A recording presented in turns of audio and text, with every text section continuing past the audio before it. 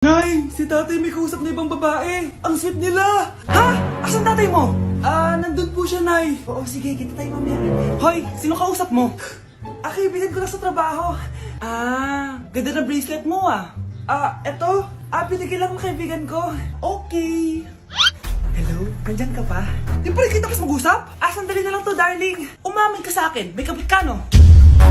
Ako may kabit? Nagpapatawa ka ba? Siguraduhin mo lang.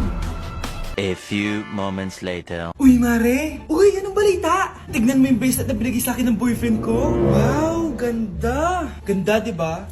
Sabi niya mahal daw to. Hello po, ma'am? Hinahanap po kasi namin yung nagnakaw ng bracelet. Ganito po yung itsura niya. Mare, sabihin mo lang ka nakita. Sige. Sir? Sila po yung nagnakaw. Mare! Akala mo di ko alam na ikaw ang kabit ng asawa ko? Anong mangyayari dito, darling? Oh, eto na pala siya. Couple bracelet pa kayo, magpapaliwanag